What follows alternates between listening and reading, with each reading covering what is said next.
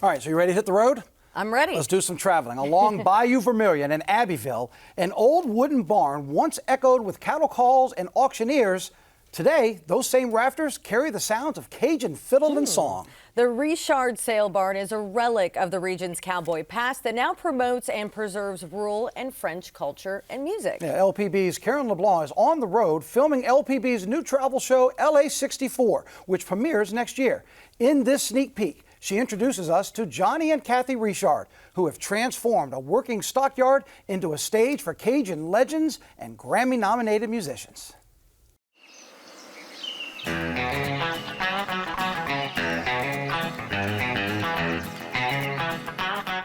Johnny Richard is a third-generation cattleman, the last of the marsh cowboys in Vermilion Parish. From the age of 7, he attended livestock auctions in this family-owned barn. Every Tuesday we had a sale throughout my lifetime.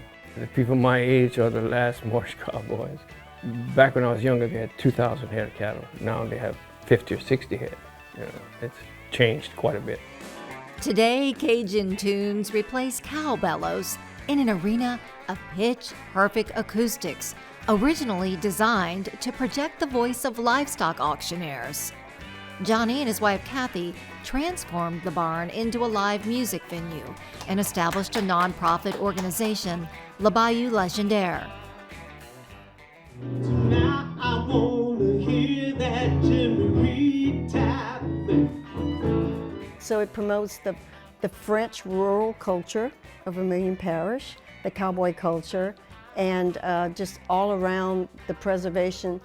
When we put this building on the historical registry in 1996, it was because we could see the vanishing of these kinds of buildings. You know, many stockyards now are made out of metal, and they are a whole different realm. The Richard Sale Barn sits along the Vermilion Bayou and stands as one of the few remaining wooden stockades, earning its status as a National Historic Building. We were talking off camera, and you said the fact that when you first applied to the National Historic Register, they were like, it's a barn. Yeah. But you made a very valid point. It's like, it's not just a barn. It was like a social hub. It played a really important role in life. It did.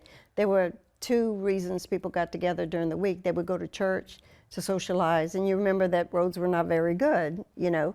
So they would go to church, and then they would come to the sale on Tuesday. It was a market, you know, and on the Vermilion Bayou, because that was the best mode of transportation, you know, at the time. All of his French-speaking friends would sit on one side of the stockyard, and Americans would sit on the other side. You know. So The French-speaking people got the better seats. yeah. Oh. Well, they had insider access. Exactly, exactly, yeah. So if you didn't speak French, you were les Américains, and you had to sit on the other side. Did they get the better deals too? No, everybody got a square deal.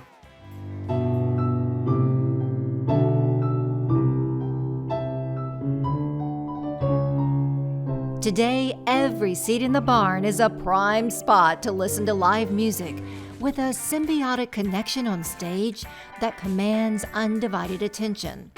It's what draws Cajun music legends, including Zachary Richard, and Grammy-nominated musicians, many influenced by the music of Bobby Charles, Abbeville's native son, known as the Poet Laureate of Swamp Pop. It's hard not to feel his spirit here. He was one of the early architects of rock and roll.